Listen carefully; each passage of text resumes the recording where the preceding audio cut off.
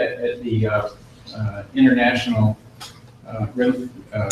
international something of religions, and there were a lot of spiritual leaders there, and she was there. World Parliament of Religion? Yes, yes, in Delhi, and that was a long time ago, but I think she presents well the kind of caring that I'll talk a little bit about, and the patience and the listening that is going to be the focus of this. And the other one, as I said, I'll describe as we go. And one's in there that's a little shocking, but. So we're talking about the efficient, deficient mental. We really can't talk about one without the other. And you'll see why later. And we're talking about these behaviors, and I don't know what else to call them, but behaviors. I was thinking, maybe it goes back to my dissertation was on Purdy, the French phenomenologist, and his first major book was The Structure of Behavior. He used that term to talk about this Gebserian universal kind of way that we are in and with the world. Merleau-Ponty would call it flesh of the world. In other words, we are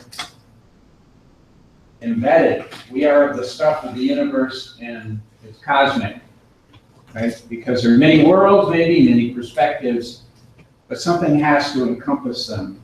And we'll talk about that too. So some pivotal questions. Pivotal seems to be a good word these days. Everybody's pivoting.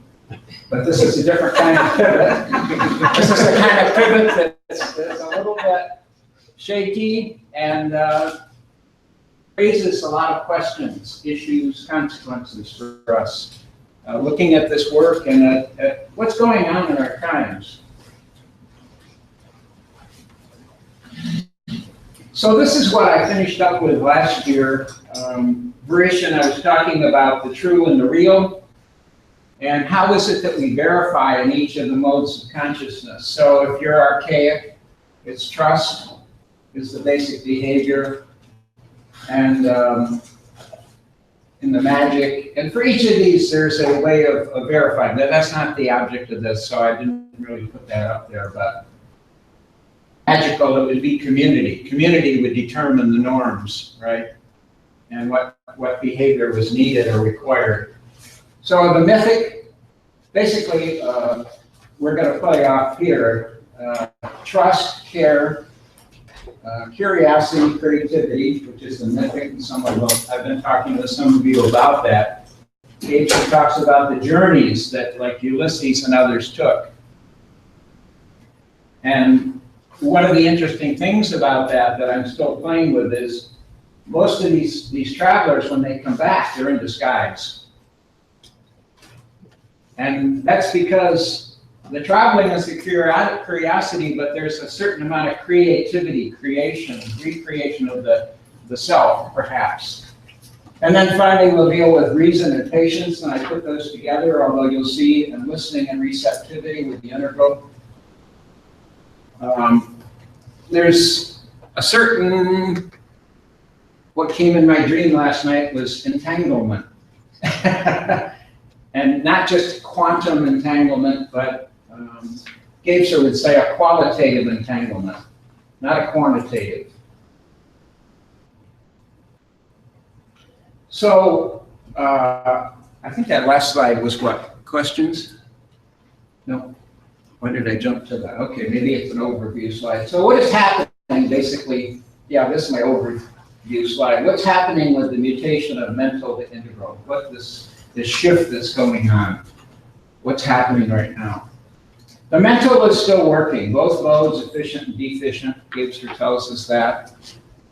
But the deficient is definitely predominant. But over the course of his writing, Gebser makes a shift on how the integral manifests, and that's where I want to begin. And I will try not to spend too much time because there are a lot of things to cover here.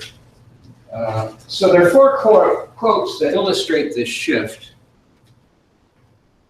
And just talking about the shift, in the grammatical mirror, he's just talking about the structures, the new structures of modern poetry. It's changing. And I have that manuscript. We can't publish it, but at this point, but I can share it. So Gebser saying in his last work in 1974, for it requires acceptance of the fact that the new consciousness manifests itself of its own accord. That's really all we need to look at. Quote 2 and 3, only those will succeed. Now we're talking about individuals, for whom the present becomes a time-free origin, a perpetual plenitude and source of life and spirit. And this too is a guarantee, this is another quote from EPO, guaranteed that the aperspectival theme is becoming an aperspectival reality. The new consciousness, which was anticipated and first took shape in the creations of artists. See, now again, we're getting individuals. Artists, thinkers, scientists, right? We're personalizing it to a degree. And then finally, get with it or else.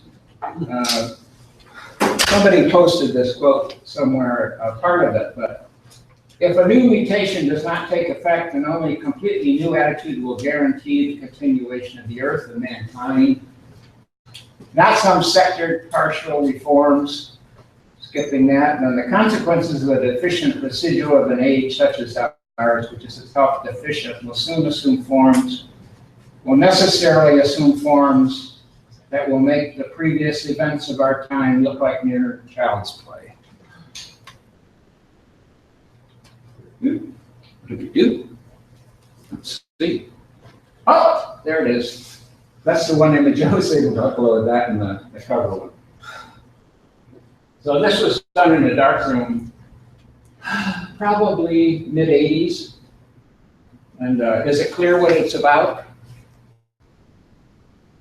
Nuclear war. No, not nuclear war. The rockets, that's in the National Space Museum in DC.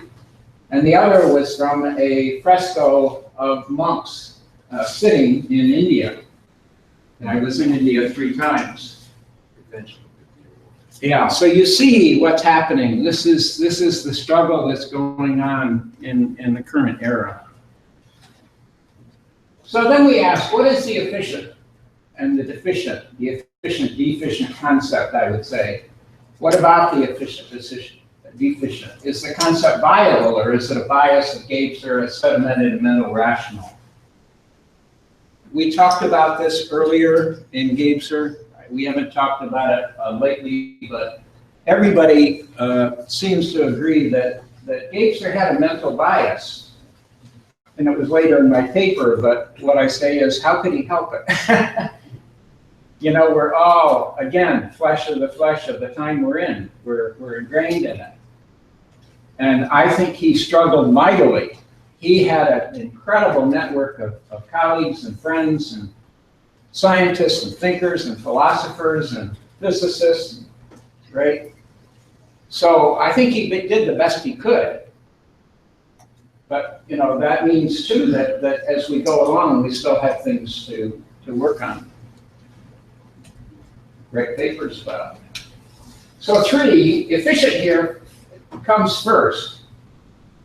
This is what Gebser is saying. If you read his text carefully, and it's so nuanced, right? And it has moods that shift throughout, but in any structure of consciousness, the efficient arrives first, that's what he says, followed by the deficient.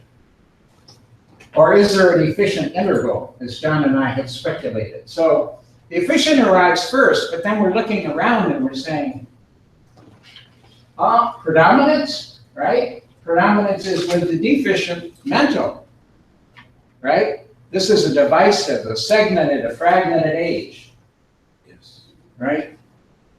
So where is this integral, right? That's supposed to come first. The efficient integral should be here first. And John and I have talked about, well, is this a deficient integral? And I hope to address that a little bit more as we go along. And this is mental bias, and we forgive him for that. Mother Teresa bless him. So, in reference to the mental and the integral, maybe we no longer need to think in efficient-deficient terms. This is what I come to for the integral.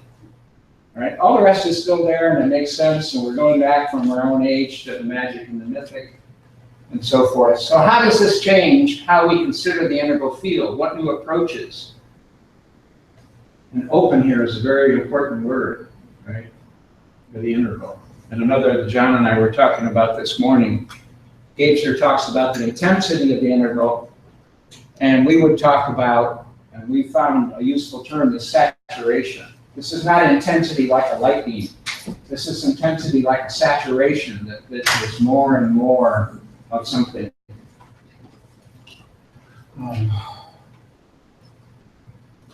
So we can say then, as we begin to look at this a little differently, or maybe it's really already there in Gebser. I mean, it's not all that new. All is integrated, all of the modes, all of the structures, all that is. And the quality of any multi-perspectivity or region of the field is nuanced. It depends on relative invariance in the field.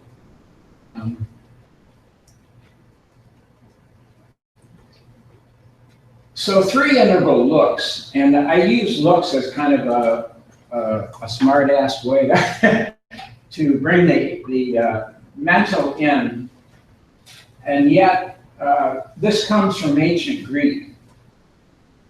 Part of Plato's thing was the essences that he was going for were like looks, but not visual so much looks as ways of interacting with the world and grokking it, of receiving it. We could say listening to it. So the first one, the first look here, is a polar complementarity. Not mythic, beyond the psyche. And it's passive, and this I should say comes from Al McConis's book on, he is the translator, co-translator of Ever-Present Origin work, and one of his best pieces that I got to edit was a little 100-page book on Zen. And I titled it Zen, the Discourse with Phenomenology, or the Dialogue.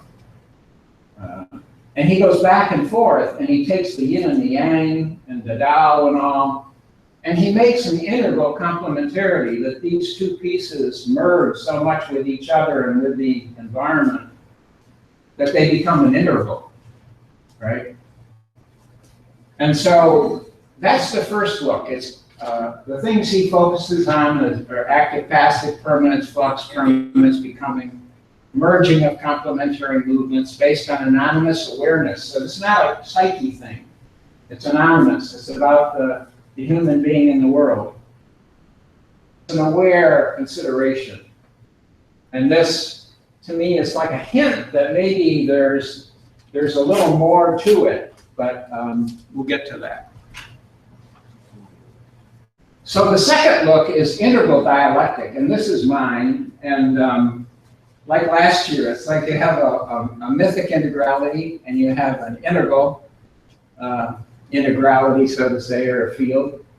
And there should be something in between. And this is probably something as a communication professor and student for years, kind of came to me for that reason.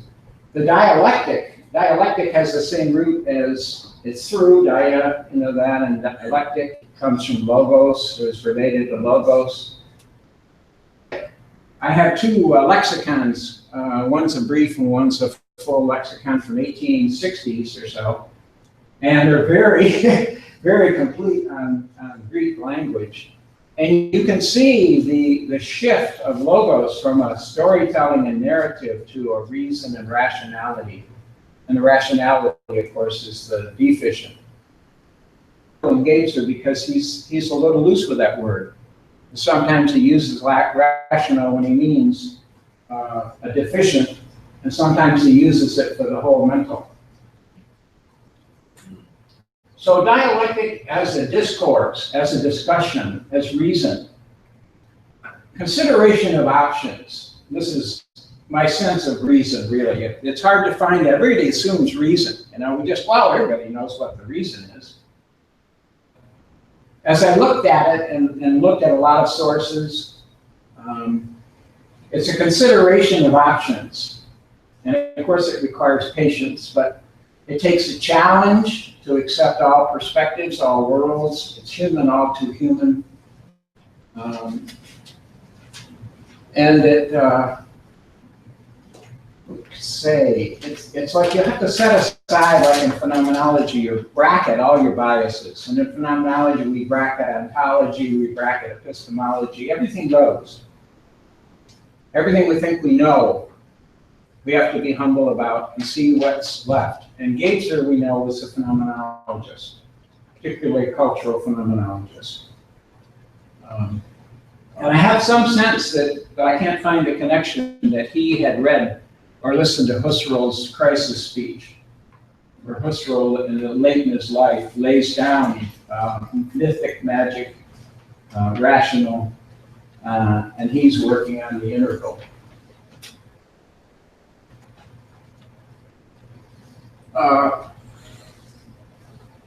So this is third integral look, and it's the integral dialogue, field awareness, and Al has done a lot with this, and a number of speakers today really presented an integral field, right? It's descriptive of what is trying to emerge, right? Something's trying to emerge. This is an upsurging awareness, and the up is meaningless, really. It's not you see that as Gebser and others struggle for the language to use. It's just this constant, Nietzsche would call it becoming, right? But what is critical for Gebserians is to realize that Nietzsche says becoming without orientation. There's no direction to this becoming. It's upsurgent awareness. It's presence to the field, being here and now and grokking, and it's cosmic awareness. And I say cosmic because, again, going back to Nietzsche, who Al had written a paper on, and I lost it, but I reread all of Nietzsche, finished up a couple years ago, a year or two ago. And what Nietzsche is talking about is all these perspectives in the world, all these different worlds, right? He says, hey, how do we know each of these perspectives? We got to be somewhere else already, something broader, something, there's a field that we're already encompassed in, an integral field, and that allows us to differentiate the different perspectives and see that they're in a field.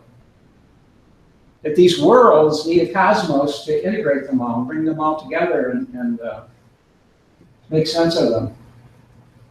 And sense is a good word too, going back to Merleau-Ponty, and perception is the fundamental.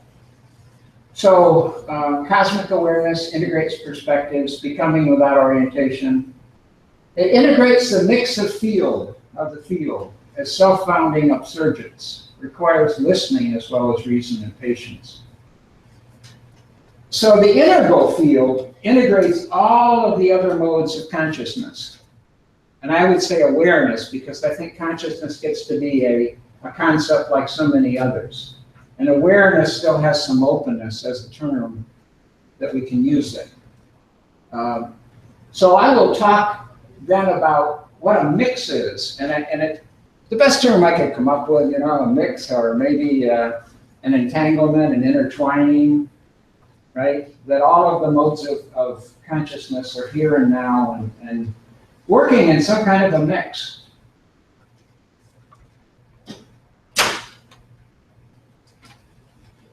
So 6 out of about 7 slides here are really issues. One answer then is how the modes mix. All modes are in the integrating, the ever-presentness of all modes.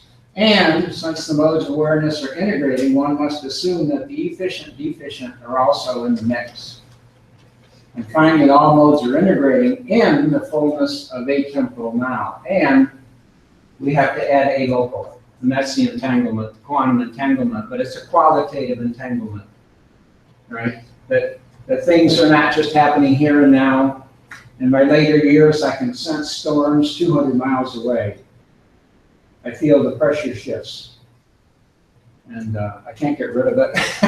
And I hear bells in my ear when storms are coming in too, like early warning signs. So I know that there's innate locality, and Glenn talked about it too with the Native Americans, who have a sense of water as alocal. And if you mess with it over there, you're gonna lose our spring over here. So finally, where are we and what is required in human behavior now? A guide to appreciating behaviors accompanying integral awareness, a reason, which is efficient mental. And I'm not sure about the integral because, you know, we see signs of it.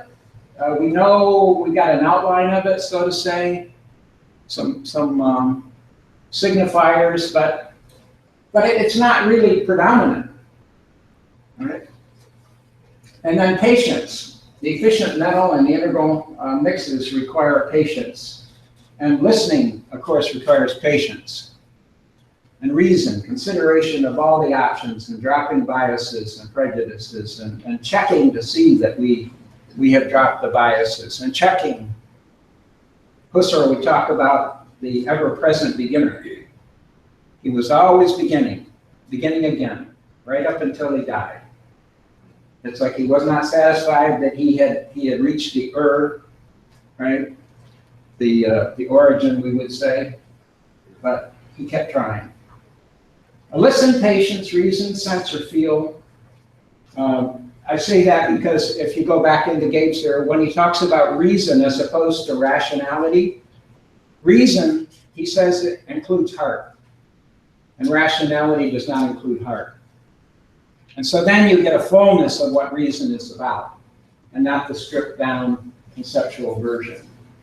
So our awareness then gets expanded with the addition of each structural mode. Patience and care, what is needed is care, a great deal of patience, laying aside of many preconceived actions, wishful dreams, and the blind sway of demands. And listening receptivity, again, reason, and Gebser traces it back to the feminine. Although having taught listening for about 30 years, I can tell you the women had a head start in every course, but by halfway, 2/3 through, it was pretty much an even race. I think women are trained to be listeners, and men have to struggle a little more, and their listening is different.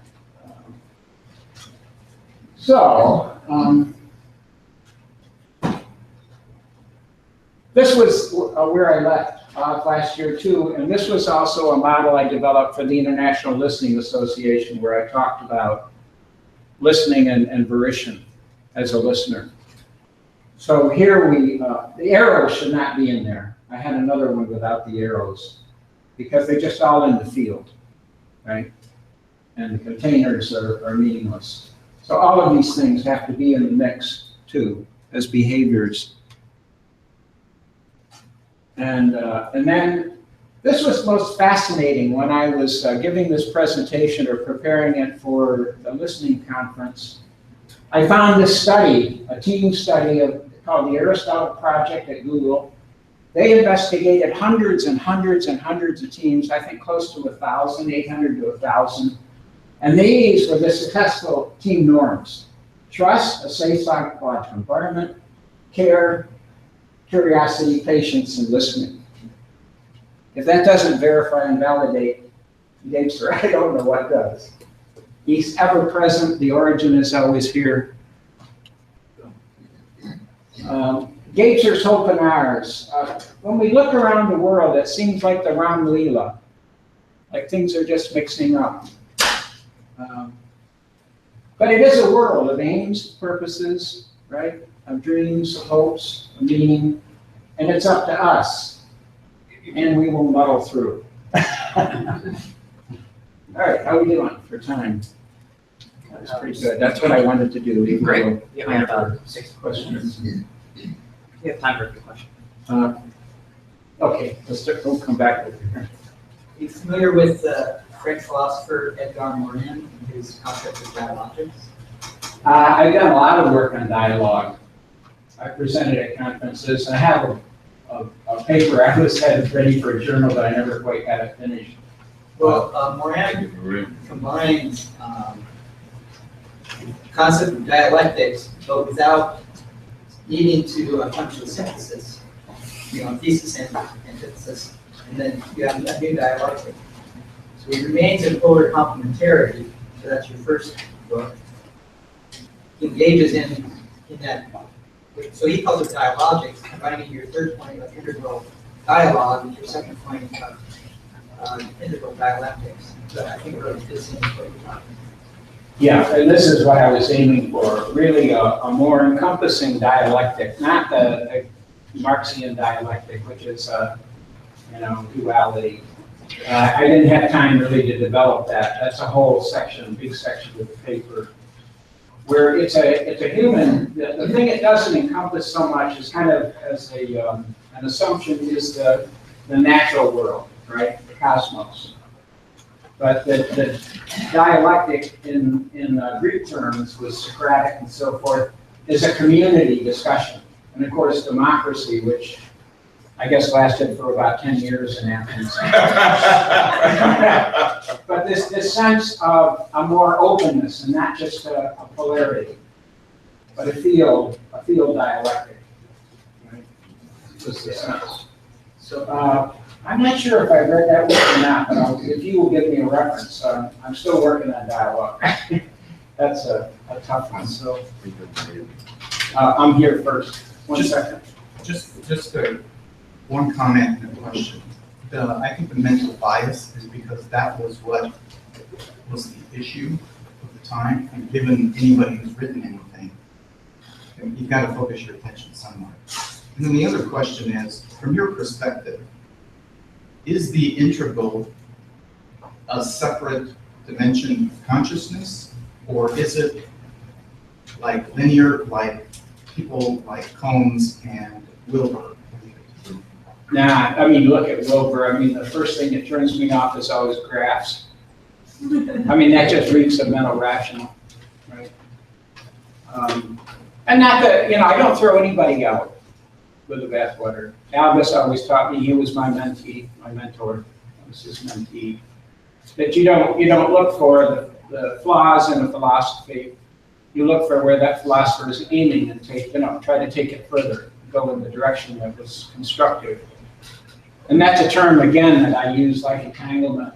Would be constructive entanglement. That's, again, going back to Nietzsche. Nietzsche is really the herald of the integral age. He would talk about yes-saying, constructivism, and he could be negative too, sure, but he had this positivity that for me has been a guiding light since graduate school when I first read it. But he's hard to read, and you have to read everything, and you have to read the unpublished notebooks that are edited by Cambridge. You can't read Will to Power and that kind of crap. That was distortion. So yeah, I dealt with more of this in other places, but I see something of a mix, but a mix that's almost, it's like a saturation where everything gets in there somehow, but there are regions in the field where there are wackos over here. I'm one of those.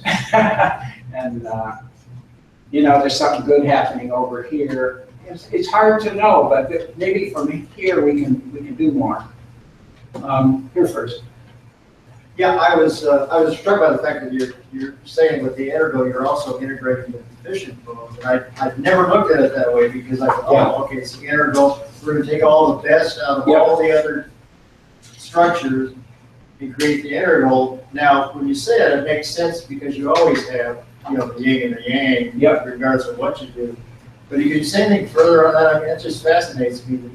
That gets integrated. Well, thank you for bringing the question up because it's something I deal with a little more, and that's why I call it the Ramila.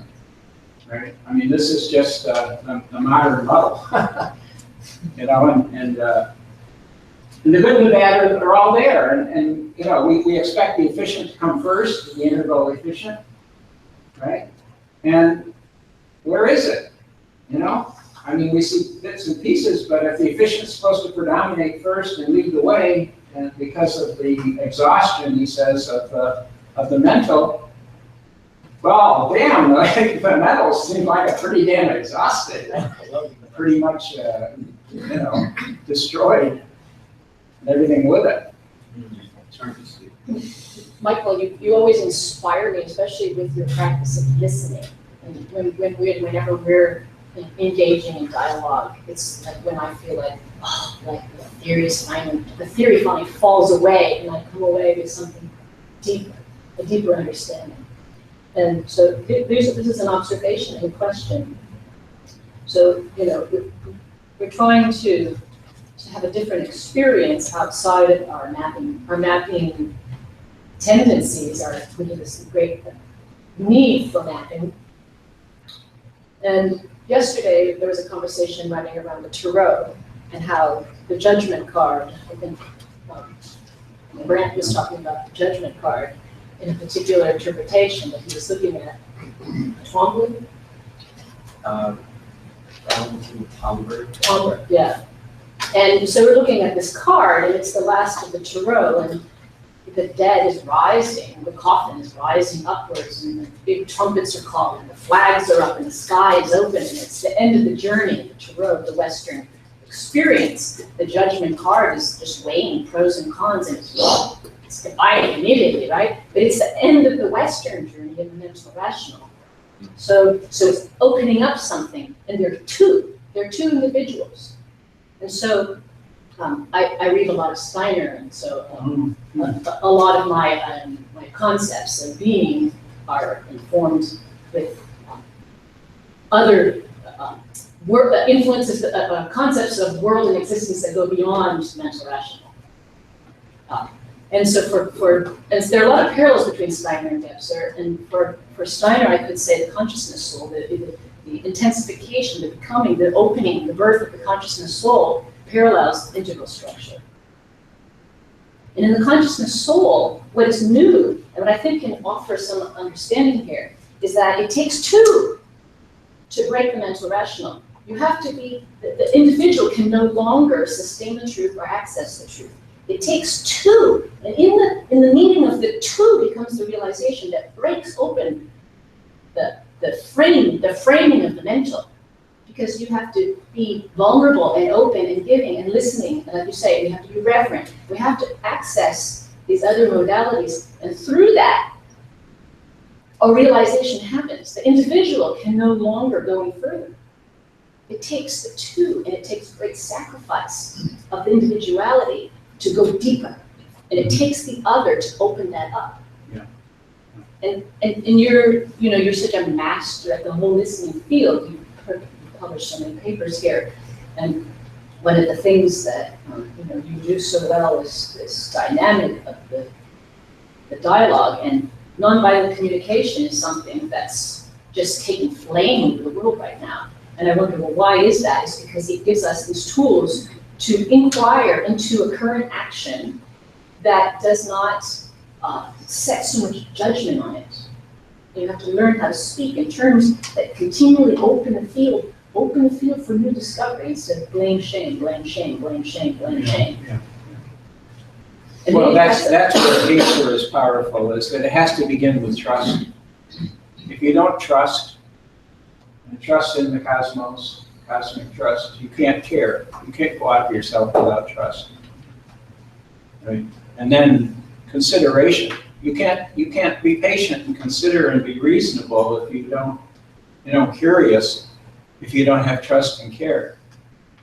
Right? So I mean, they all work together in a mix and are required. And my next work, and I don't know if it'll be here at the listening conference, is on we're all handicapped. None of us has perfect trust. None of us has the ability to go out totally openly to the world and others. Are we through? Oh, okay. So I feel for you because Thank you. even the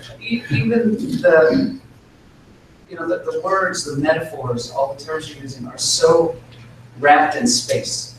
They're so ensconced in spatiality. We'll muddle through. There are aims, right? Aims are directional. That we're stuck. You're stuck And I can see where you're stuck, because. Well, I'm not really, because for me, I'm part of the world. I mean, that's the focus. Right, but collectively, we're stuck. Oh, because- yes. Because Absolutely. we are using the brain to try to talk about not using the brain. Yeah. As my wife is talking, right? And so We got about 10 more minutes. I think that this is the wall that we run into year Oh, after yeah. year after year. And we keep battering ourselves. And I think Yeah. this is why Gebser was himself, as a person, drawn to artists and drawn to poets. Because he understood, I mean, a lot of what Farouk was talking about yesterday, that we need to find different ways, not only to understand, but to express a different kind of consciousness. But we are situated in words and in intellectualism. And I don't mean that in a dismissive way. Well, I did this purposely. I wanted to be able to walk around a little bit, to interact with people, not to be stuck to a paper. I do like the PowerPoint because it gives you new people who, like my sister is here, doesn't know anything about what we're talking about. And this gives us at least something to, a basic to work from. But again, from, Yeah. right? Yeah, oh, I know. But see, now the other thing is the interval mixes everything up. So it goes backward, forward, I mean, it's all in the mix. So creativity then becomes an incredible tool. Yeah. And even with our handicaps of lack of trust and care, maybe creativity, from all we know, can help cure us and help us to become wholer, more whole. Let's see here. Okay. It's good time to jump after David. Yeah. I want to add more struggle to your collective one. I have struggled between the word efficiency or efficient. Now, keep in mind, Gebser was in a time that we have mass production, and it's really precisely is the way to measure and to weigh things. How efficient the production of something and the product that comes out of the industrial revolution, et cetera, et So cetera. doesn't it, John would know that Latin is from making, right? I think we have to go deep into the etymology. Yeah, something like that. Efficient is making, efficient is unmaking. Yes. The word efficiency or efficient seem to be deficient itself. Say that again? Well, that's why I said, Say that again. would you be happier with constructive? No, I'm coming to a point. Yeah, I mean, every term we use, every metaphor. Efficiency is not, it's also deficient. Deficiency. There are some literature came to design field, Yeah. environmental design, et cetera, and people start to use the word effectiveness rather than efficiency. I wouldn't No, know. but Yeah. yeah, I'm sorry. right? We're the dialectic. Effectiveness does not measure. It has a lot to do with core judgment, not being judgmental, but being at ease with core judgment, which is not necessarily rational or irrational.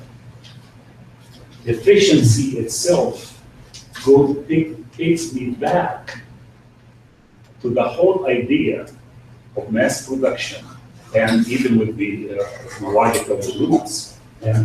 It is a word that invented to measure that which can be measured through space and time. I can do that fast, how many hours I get from here to there, and can weigh things. How my purpose or aim becoming congruent with the outcome or the product. That's how we measure and use efficiency. So I go back to the word effectiveness, which I think Well, you go back to Taylor and space-time, efficiency studies back at the beginning of the 19th century, or the 20th century. I mean. You know Taylor's work? I mean, he's a perfect example of what you're talking about. Everything, every human movement was measured.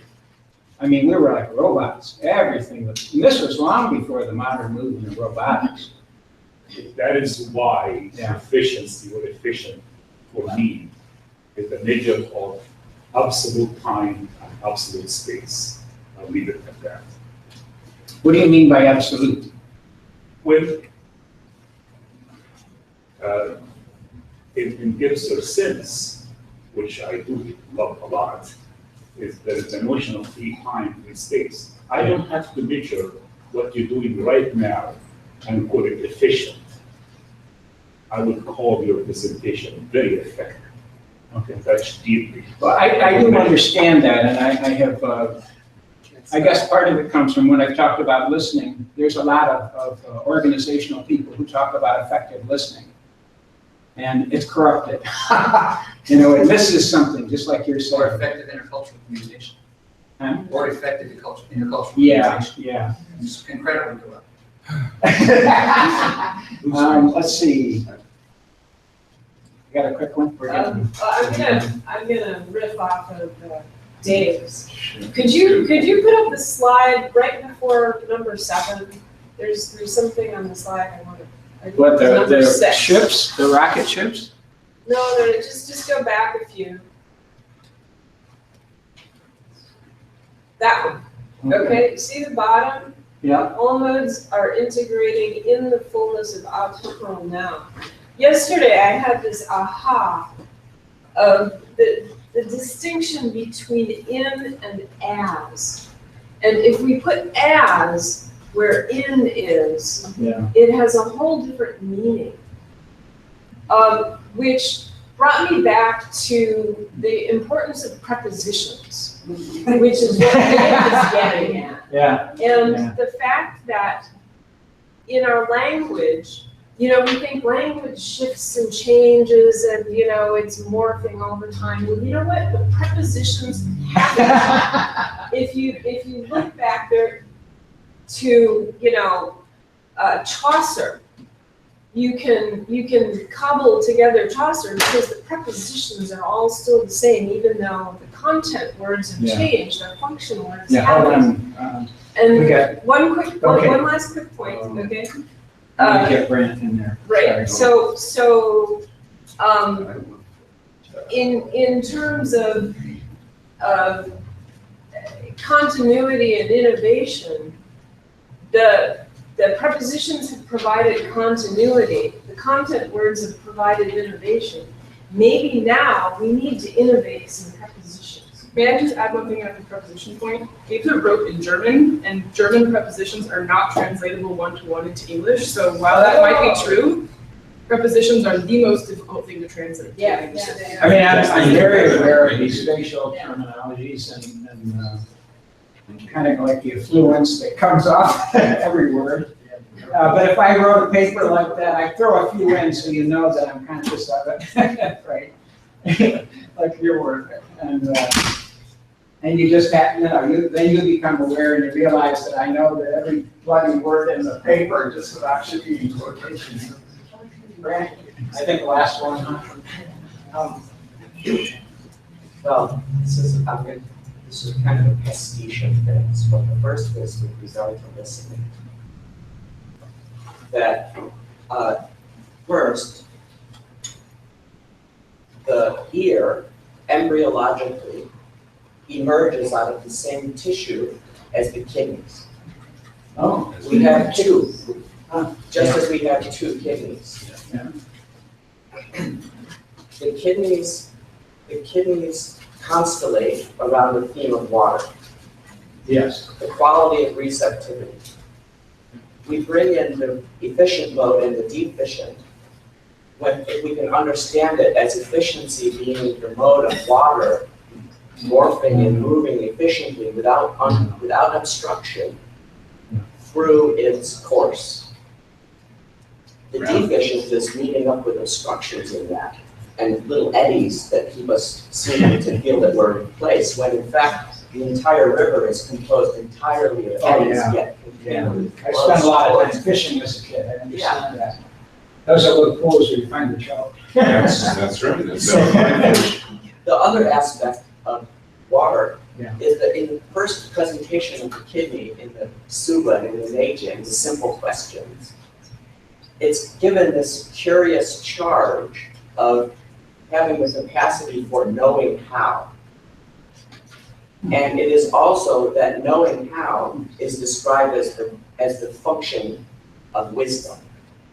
So in terms of our muddling through, our capacity to take in through listening to that receptivity, to have flow the eddies, but see that they're flowing constantly towards an ocean with many shores, takes that water that Glenn was speaking of, but then must submit that water to its complementary pair, which is water and fire, to the intelligence of the heart that Farouk was talking about. And that's, yeah, I guess that's. We should come to a listening conference. Be on a panel with me. We could compliment each other. Okay, should we wrap it up, or has it got time for one more? We have one quick comment. Anybody? I wanted to. Oh, Glenn is, That's really. you'll get your private time. Okay, I'll try to be quick. All right. I see two things happening. I wonder how you can justify. In the last 100-something years, you see in the arts, you see a breakdown of linear perspective. You know, from the even earlier, from the French Impressionists through Picasso, Matisse, things are moving around, and you have to reconfigure. You have to recreate the whole in your mind. That's beautiful. But then also, I see happening right now, artificial intelligence trying to reach into the emotional field and quantify and create equations for that. So how do you see that strange juxtaposition? You know, what is really emerging right now?